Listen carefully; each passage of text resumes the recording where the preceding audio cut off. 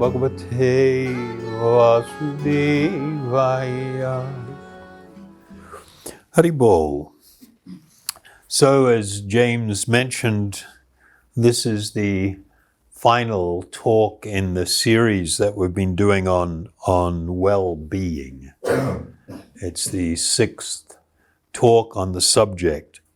I think one of the things that, a consistent message is there is a great attempt in the materialistic world to address the issue of well-being separately from what is often its root cause. So people will focus, for instance, on mental health and things that you can do to try and feel more at peace and more happy and less disturbed and troubled. Or people feel that they are experiencing some sort of lack of purpose or whatever in their life, and so they take a positive thinking sort of approach to life. We experience so many different areas of problem and conflict and distress. And I would propose that you humbly consider that many of the ways that are put forward to address them are not permanent solutions. They temporarily remove the distress or the pain or the agitation or the mental, disturbance. But they don't provide permanent shelter. And they don't, therefore, provide complete well-being.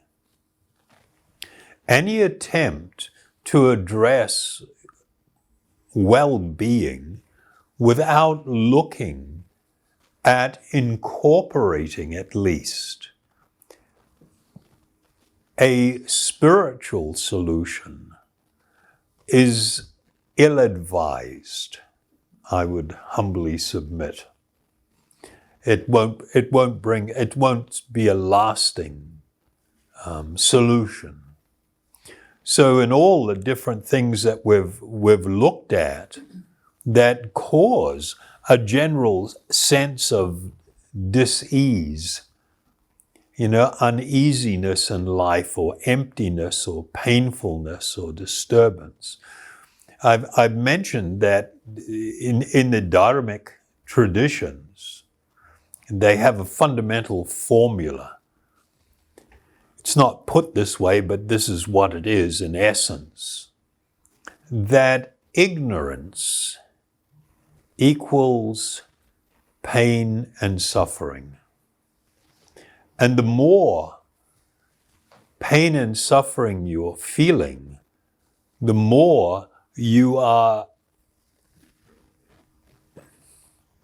embracing an idea, an outlook on life, an approach to life that is not true. And the result of that is unhappiness. The result of that is great distress. And of course, one of the common themes that we've shared is this stubbornness of people to not want to embrace the reality that this body is not me. This gross physical form that I am wearing, I am temporarily occupying. This is not me. This is not my home. I'm only here in this particular body for a limited amount of time, and I will leave. I have to leave. And if I look at the generations before me, everybody has left their body. This is what is called death. But when I refuse to actually consider the importance of coming to more deeply appreciate my spiritual identity, the more I stubbornly insist on just so-called material solutions, the more it will bring me to unhappiness, to distress. I know it's not a pleasant subject. The reality is, I've got a friend, and she goes and volunteers at an old age home.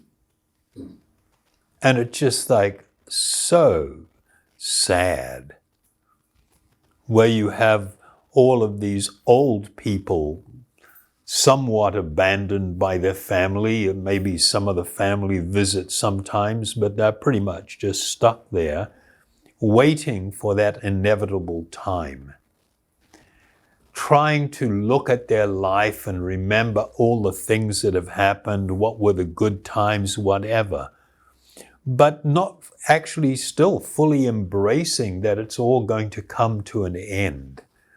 And any intelligent person would then question, my God, what was this all for? What was this about, this thing that we call life? Because this is the way it ends. It doesn't end any other way. This is the end. And so, I can try to be blind to that and try to just run out into the world and try to frolic and enjoy and just constant music and activity and scrolling and scrolling and scrolling, just to try and fill up the empty space that we're all actually feeling. So when we want to speak about well-being, I know that we must always consider the reality that we are eternal spiritual beings having a temporary material experience.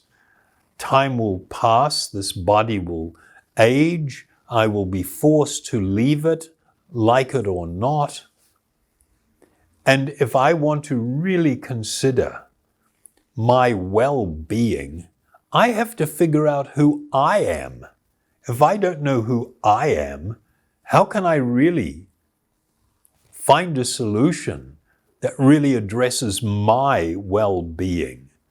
I may be able to, do things to stimulate the body and the mind, but that's not me. So the need for a spiritual, at least component, if not the main thing in the pursuit of well-being, the need for a spiritual component is paramount. So in all of the yoga systems, there was a recognition, of course, that we are very deeply conditioned. You know this word, conditioned, to be conditioned? It's kind of like, a little child. When they first see a flame, what do they want to do? They want to grab it, right? It looks, wow, they want to grab it. And you know that they're going to get burned. So you hold their hand and let them put their finger out and hold it and just get a little bit closer to it slowly so that they can feel what it is. And they suddenly start going, and they want to pull their hand away. They know. And when they actually touch something hot and they get burned, then it's kind of like you become conditioned. Ooh, the hot stuff, don't touch it. That's a bad trip. You're going to have a very bad day if you touch something very, very hot. And so you become conditioned, especially after experiencing it, so that even if you're not looking and your hand's just here somewhere, and maybe there's, somebody's cigarette or a candle or whatever, and your hand just gets close to it. As soon as you feel something hot, immediately you pull your hand away and you look, what is that? So that idea, that's conditioning. It's a conditioned reflex. And this can be applied in many different ways. What I'm talking about here, though, in relation to being deeply conditioned, the foundational conditioning of the living being in the material world is the false idea that the body is me. I'm not saying we should deny the body or reject it or pretend. No, you have to accept the reality that I have this material body. This is where I'm dwelling at the moment, and I have responsibilities associated with that. But we don't or should not fall into the trap of thinking that this is me. So the false sense of self, of who I am. I mean, the Sanskrit word is so good. The English word that people use for the spiritual content, when they say soul, is sort of like, it's a little bit vague. It could mean a lot of different things. People don't really know what that is. But in Sanskrit, this is Atma. Atma, it means the self, who I am. So the material condition means I become deeply conditioned by the idea that the body is me. And then I will seek happiness, I will seek fulfillment, I will seek perfect love solely through the body. And that always leads to unhappiness. This false conception of the body as being the self is understood in the yogic tradition as being the platform, the foundation for all unhappiness. If you are experiencing any form of unhappiness in your life, if you look at it deeply, you will find that this foundation, embracing the false idea that the body is me, is the foundation for all unhappiness and suffering. This unhappiness is due to, or is the result or the product of, or we can say it's a consciousness problem.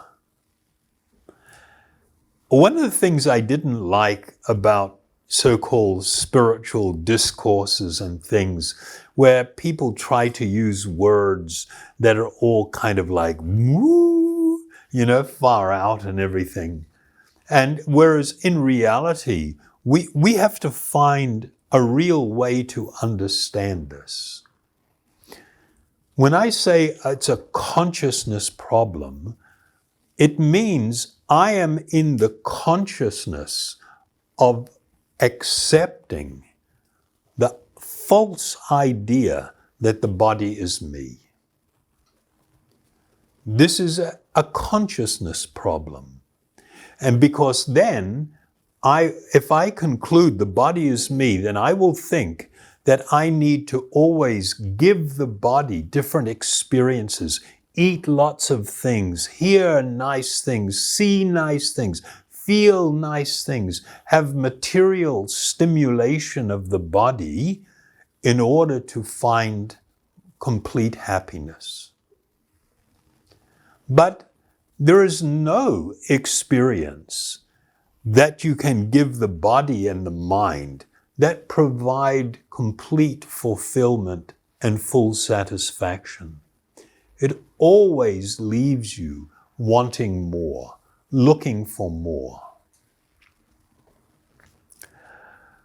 In order to find real peace, in order to find great joy, in order to experience what I will describe as spiritual love, then we actually need to adopt a different mode of living.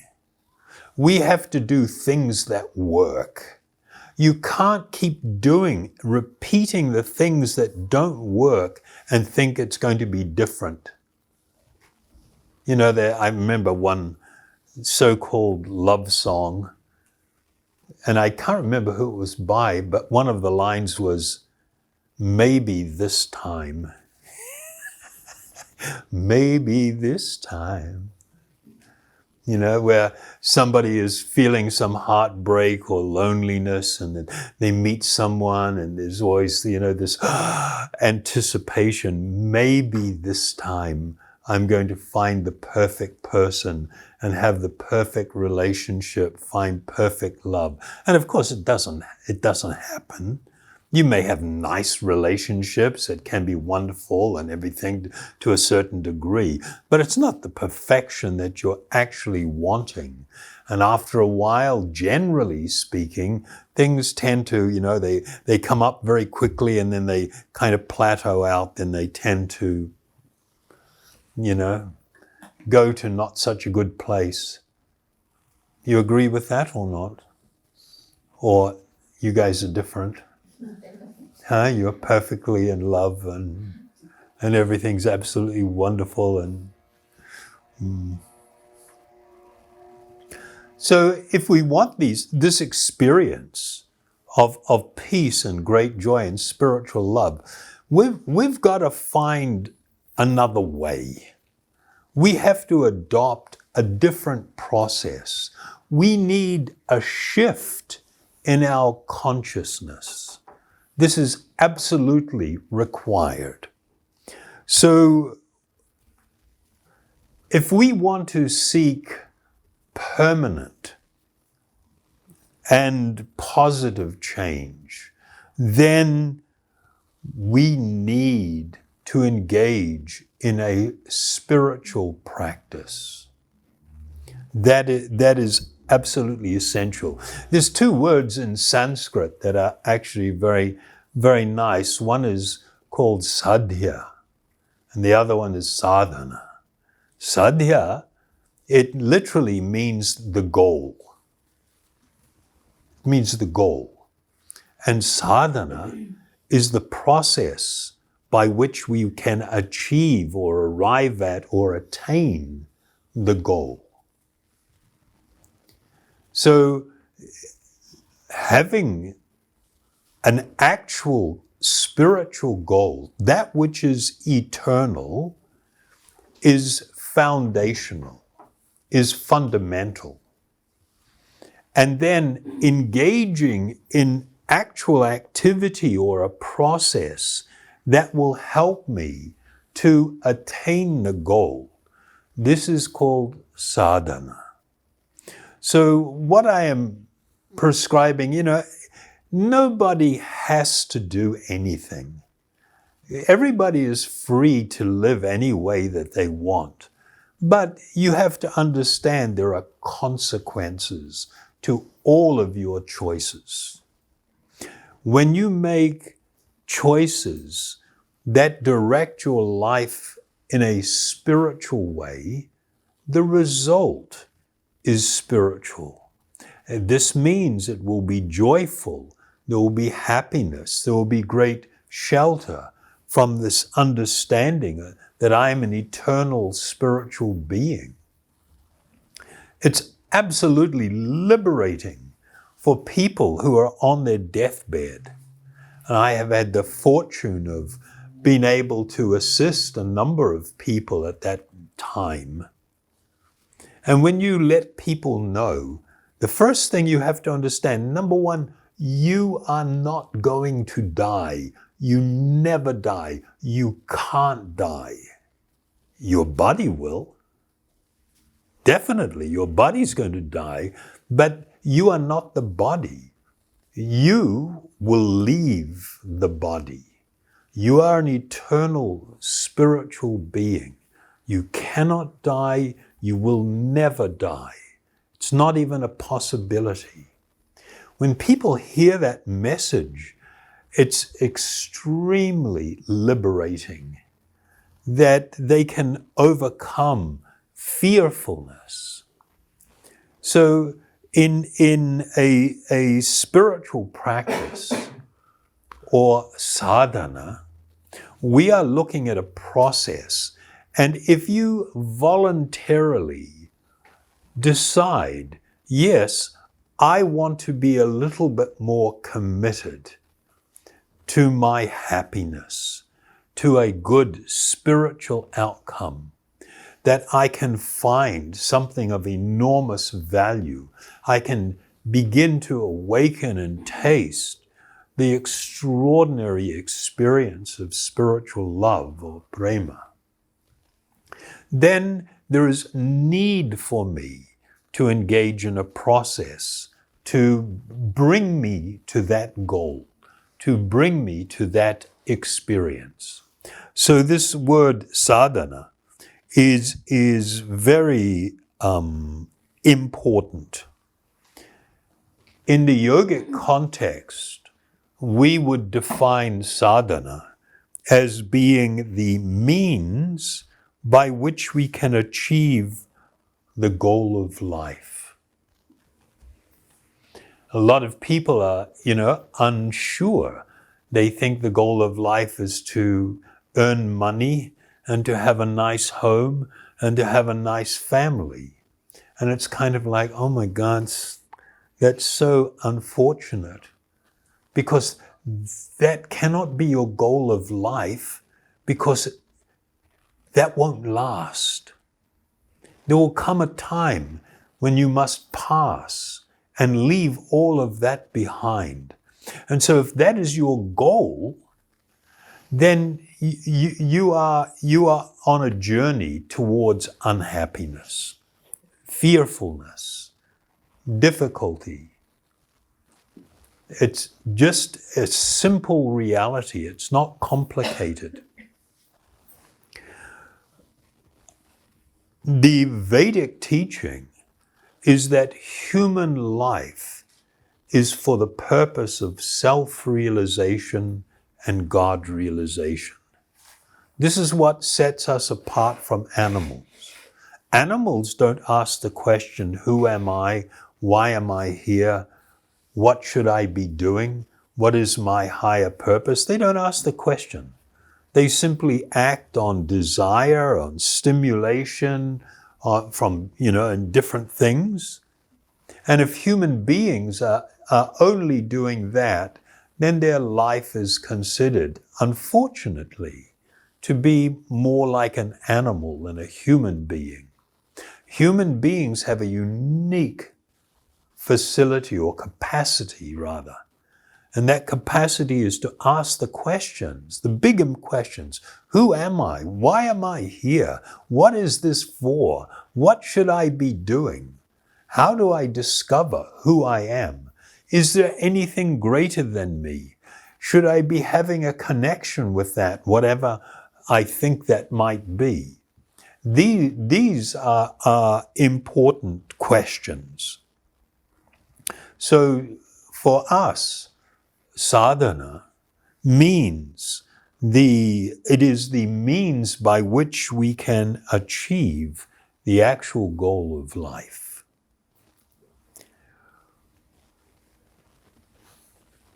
Two things have to be understood. One is the need for some form of regular practice that's founded primarily on meditation, or that's the real root of it. Why is it necessary?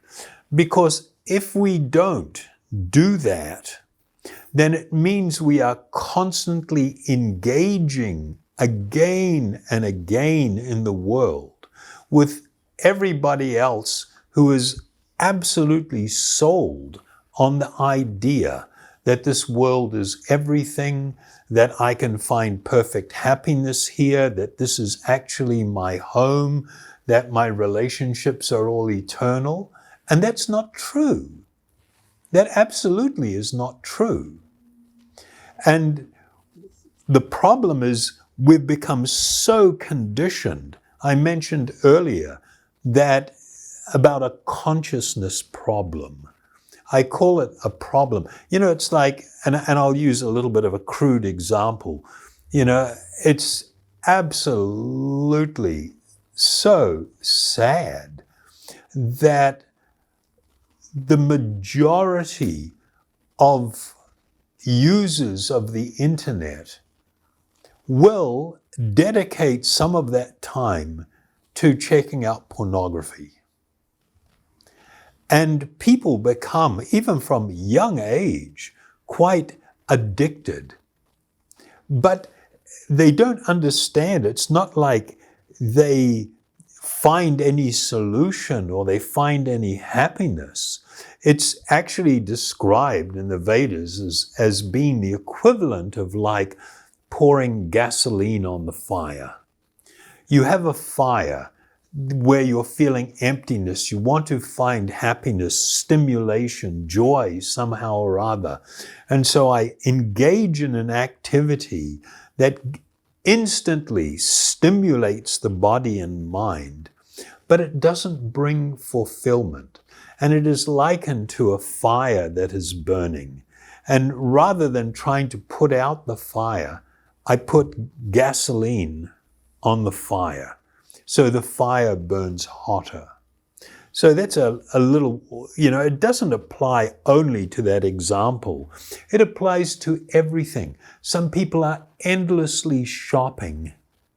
They're just going online to buy things. I have a friend I know, he discovered Temu. And before you know it, you know, like 4 or 5 times a week, there's packages showing up at his doorstep. And then there's this big excitement. Oh, package, you know, what is this? And then soon the house is filling up with all this stuff you're not using that doesn't serve any real purpose. It doesn't make my life more perfect and happy. But I've become like addicted to the next hit, the next buzz, the next stimulation. And so people sometimes do it with social media scrolling, just looking for the next gossip, the next thing to read about, the next thing to hear, the next thing to experience. And at the time I discover something new, it's like, oh, I get a rush from it. But it doesn't last. And what it's done is I've put gasoline on the fire. Now the fire is, now I'm scrolling faster. I'm looking more. I'm spending more time doing these things. It's become so bad in the world. They've discovered now that most young people can't sit down and just watch a movie. They've got to have their phone in their hand. And while they're watching the movie, they're doing stuff. If you take the phone away, they can't just sit and watch a movie. And it's just like, oh my God, what's happened to everybody? That we've become so distracted and so agitated. We're moving so far away from peacefulness. And it's because we're adopting ideas that are not helping us. They are actually hurting us. They are increasing the suffering. And so in all yoga systems, as part of the sadhana, there was a need to adopt different ways of living. Now, I'm not going to tell you what you must do. No, that's not my job or my business. I'm going to read you just a few verses from the Yoga Sutra. In this ancient process of Ashtanga Yoga, it means 8 limbs. Ashta is 8. Anga means like a limb, like you have limbs on the body. It's the 8 limbs of yoga. So the first 2 are called Yama and Niyama. Today, unfortunately, although the word yoga has become so widely embraced, everybody just thinks it's a form of physical exercise. Actually, the physical exercise is a little tiny part. It's important, but it's a tiny part of the yoga process. And the first 2 things that were foundational to all the other practices were called Yama and Niyama. So in this very ancient and traditional approach, I'll just read you what they advised. When impurities are destroyed by practicing the 8 limbs of yoga, enlightenment dawns, culminating in full knowledge of the self or the Atma. So this is from the Yoga Sutra, the 2nd pada, the 28th shloka. And it lays out what is the purpose of a yoga process. And then it begins to describe the first 2 of these limbs. Control of the senses. Control of the senses. You know, you have organs of sense organs, the eyes, the ears, the nose, the tongue, the skin for feeling. These are organs of the senses. And we are taught in the world in which we live now that you must exercise no control. Whatever you desire, you should just do it. As Nike would tell us, just do it. Go for it. Reach out and grab it. Don't resist. Don't think about it. And of course, this is all just to exploit you. This whole system of consumer economics is designed to manipulate and exploit people. And one of the foundational teachings of yoga, you must exercise control of your senses. Rather than them dragging you everywhere, you should be exercising discrimination. So control of the senses, these are known as Yama, and observance of different rules, this is Niyama.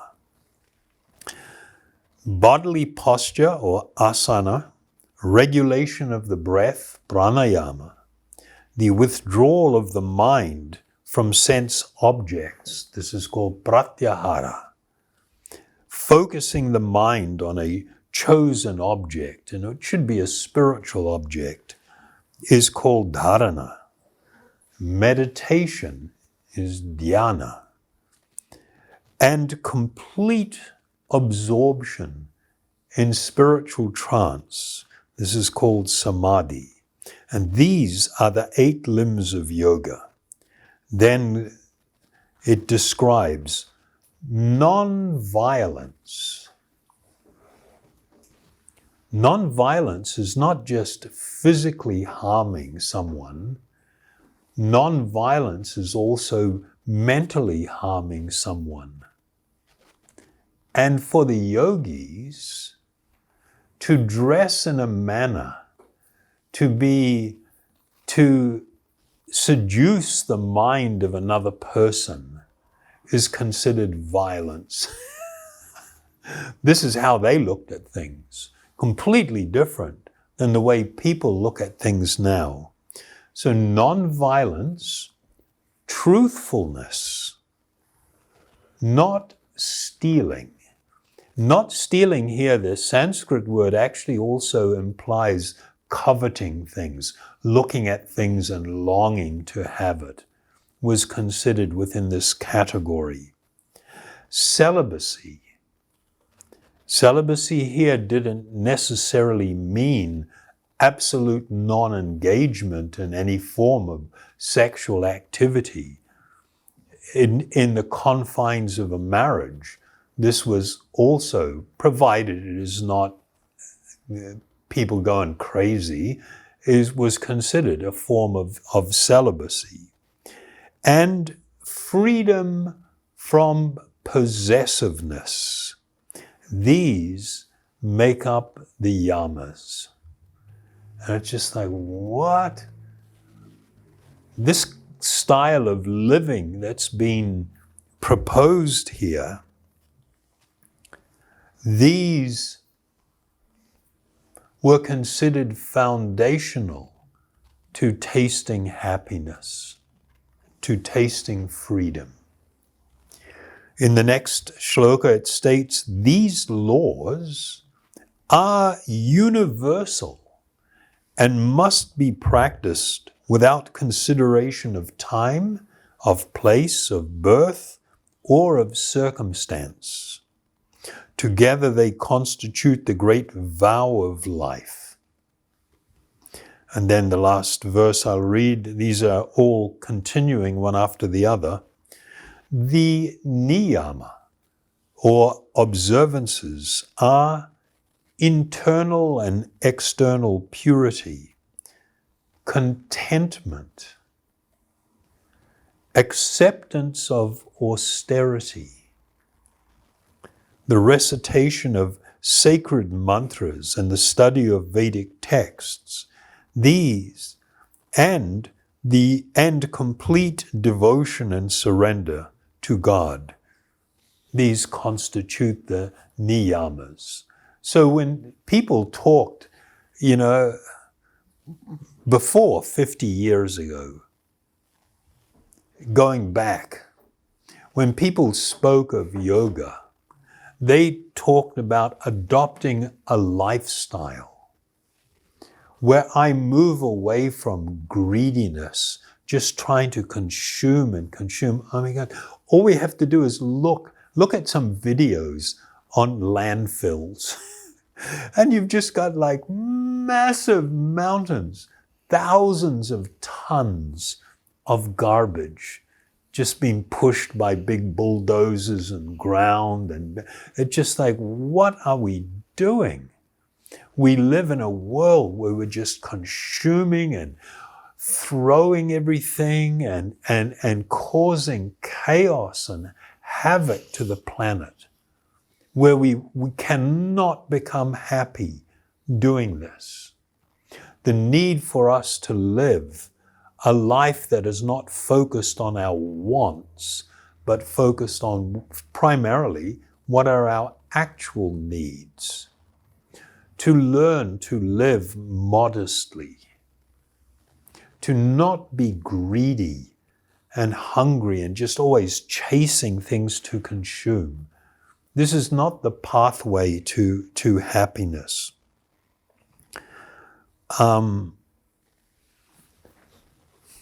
So any form of sadhana, it's not just about taking some spiritual practice and adding it to a life that is crazy.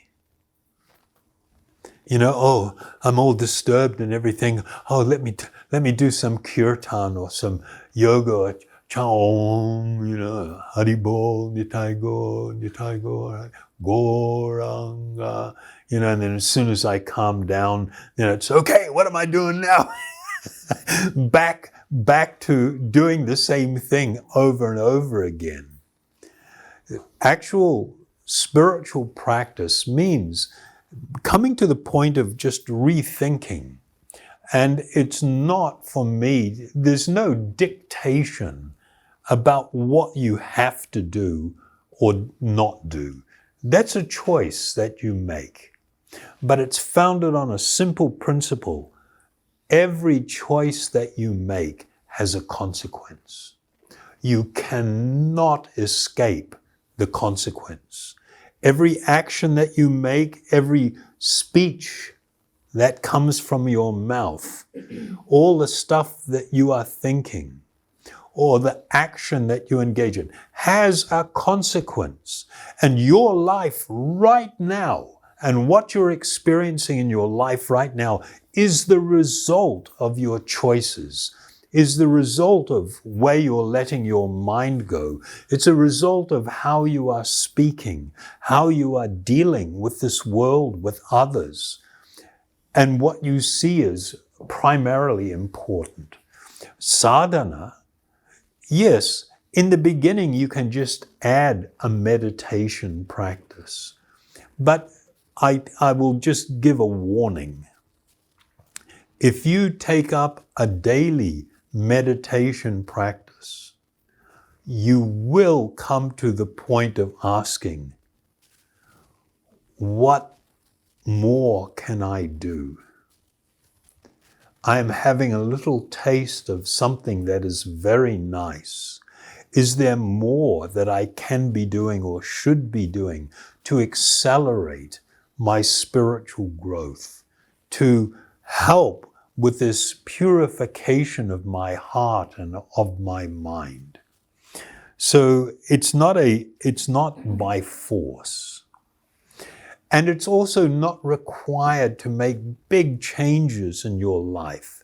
It's about adding small things, but being consistent.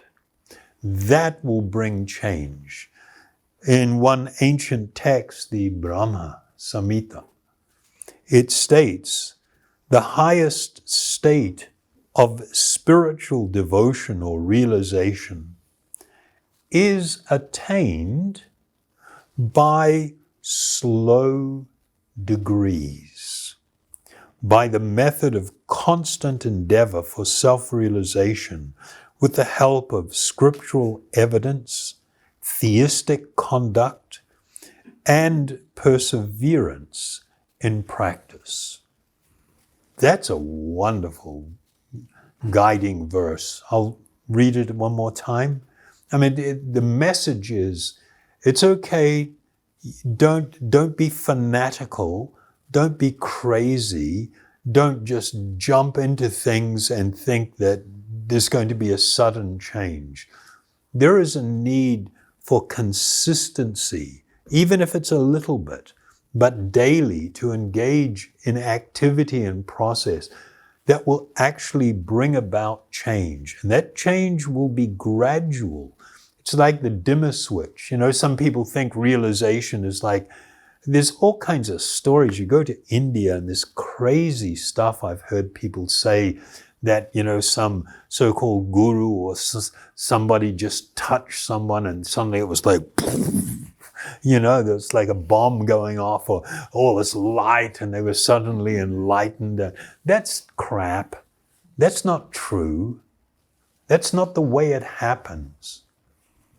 Sometimes it can happen that a person is bestowed with great spiritual, but it is so rare.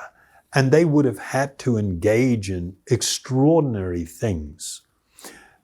For almost everyone, it's a gradual process. It's like when you have a dimmer switch and you come into a dark room and you click the dimmer switch. You hear it, click, but there's no light.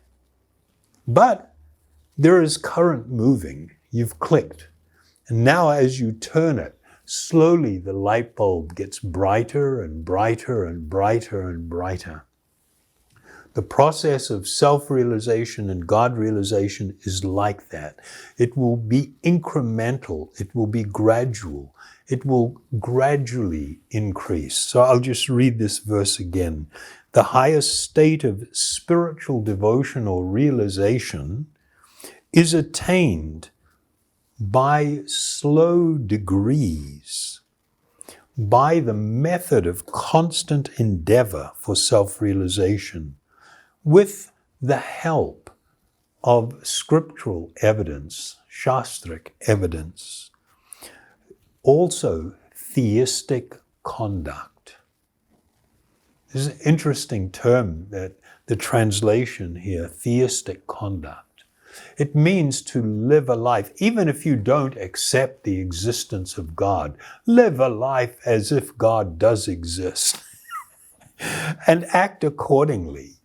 To live a theistic, to embrace theistic conduct, which means to show kindness, to show compassion, to persevere, to accept difficulty without complaint.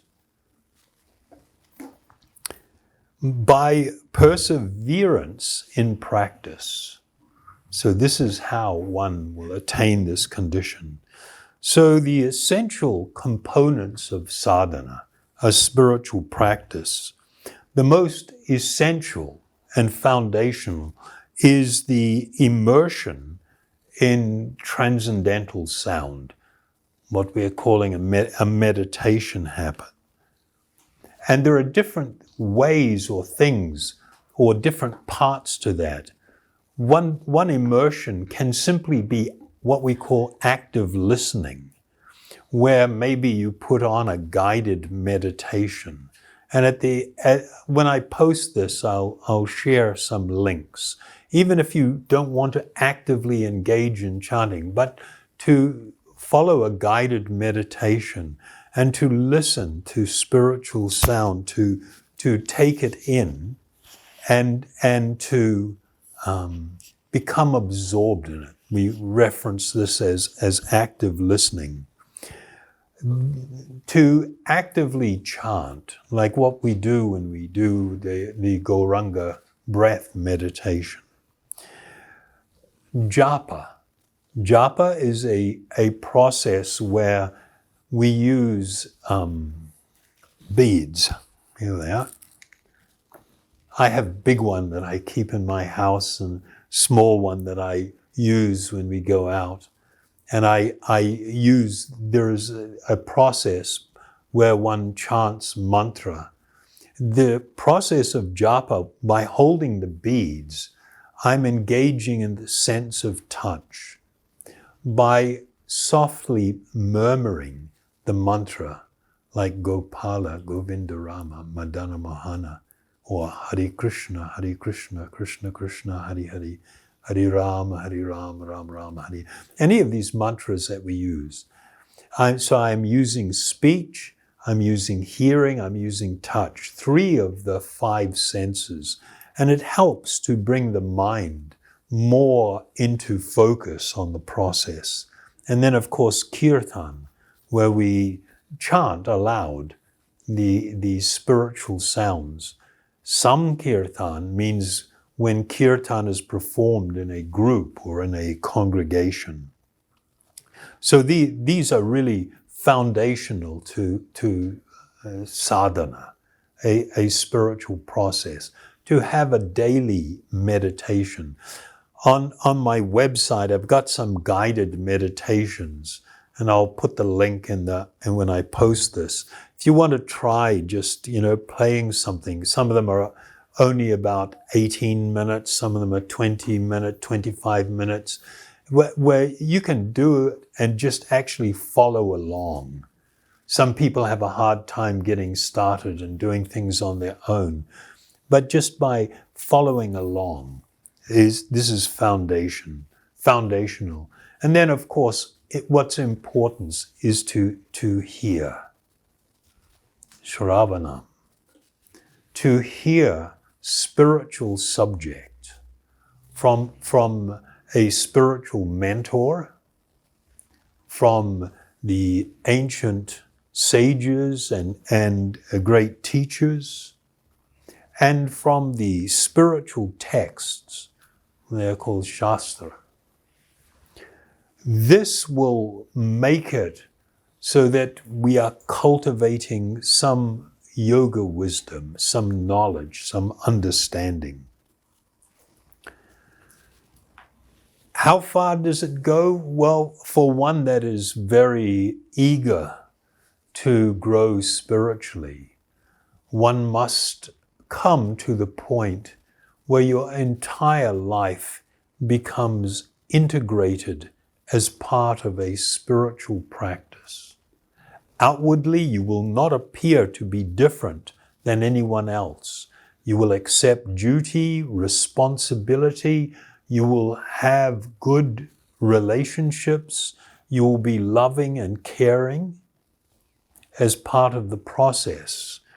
In the Bhagavad Gita, Lord Krishna, speaking to Arjuna, who is called the son of Kunti. Kunti was the name of his mother. She was a great, extraordinary, saintly person, a great queen. O son of Kunti, all that you do, all that you eat, and all that you offer and give away, as well as all austerities that you perform, should be done as an offering unto me. And so part of an integration of one's life as part of a spiritual practice, it's not so much about changing the activity as the reason and purpose for doing them. So this is quite a deep subject, and we've just dealt with it very briefly and somewhat quickly. I hope that you have found it to be of value. Let me just say, when it comes to your meditation practice, whether you're going to put on a kirtan track and just follow along and chant with it, or you yourself are just going to chant, or you're going to do japa or play an instrument or whatever, before doing it, take a moment to just become centered, to open one's heart in a feeling of gratitude that I have somehow this has come into my life, and this is actually a key for complete transformation. And for that, I am very grateful. And without arrogance or pride, in a state of great humility, just to express gratitude, just however you want to do that, and then engage in that process of chanting. It becomes more of a conscious meditation, and you will find it is very transformative. So we will, of course, now engage in some of that activity, some chanting, kirtan. I will chant the Maha Mantra, and just take a moment to center yourself and to consider, to thoughtfully and in a heartfelt way engage in this wonderful process, this wonderful activity. And then afterwards, when they serve the meal, if you have questions, I'm very happy to try and answer them. I'd just like to share something. You know, when we hear about taking up a spiritual practice, and maybe in the beginning when we try, there may seem to be challenges and difficulties, and it's like, you know, it seems like it is difficult. But even if you do a little bit, 5 minutes every day, try to do it at the same time. It is that commitment to a practice that begins to change everything. The other thing is that spiritual life is not about achieving or attaining something that is outside of you. It is about uncovering your own spiritual nature. You have an eternal spiritual nature that you are somewhat disconnected from. And this activity is about uncovering what is already there within the hearts of all. So spiritual life is not for special people. It's about uncovering the natural condition of all living beings, the eternal function of the spiritual being. Thank you very much. Hari Bol.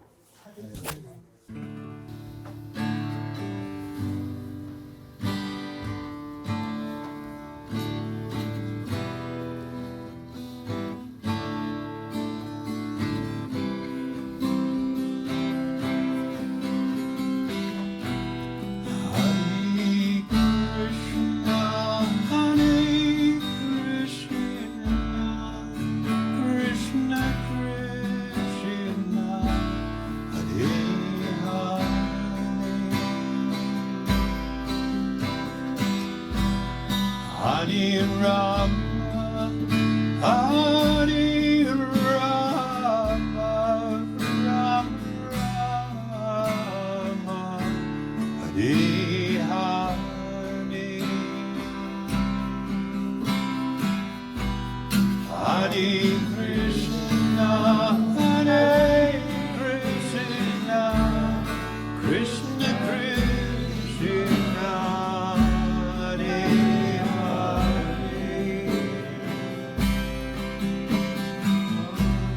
Hare Rama, Hare Rama,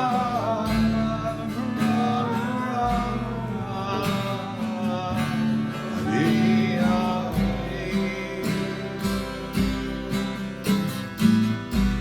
Hare Krishna, Hare Krishna, Krishna Krishna, Hare Hare, Hare Rama, Hare Rama, Rama Rama, Hare Hare, Hare Krishna, Hare Krishna, Krishna Krishna, Hare Hare, Hare Rama, Hare Rama, Rama Rama, Hare Hare, Hare Krishna, Hare Krishna, Krishna Krishna, Hare Hare, Hare Rama, Hare Rama, Rama Rama, Hare Hare,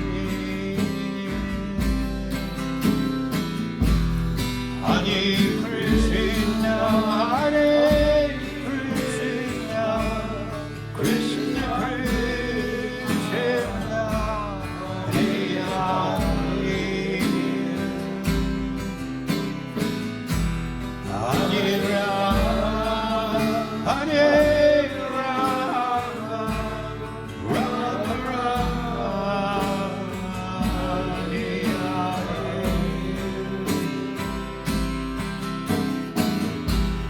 Hare Krishna, Hare Krishna, Krishna Krishna, Hare Hare, Hare Rama, Hare Rama, Rama Rama, Hare Hare, Hare Krishna, Hare Krishna, Krishna Krishna, Hare Hare, Hare Rama, Hare Rama, Rama Rama, Hare Hare, Hare Krishna, Hare Krishna, Krishna Krishna, Hare Hare, Hare Rama, Hare Rama, Rama Rama, Hare Hare, Hare Krishna, Hare Krishna, Krishna Krishna.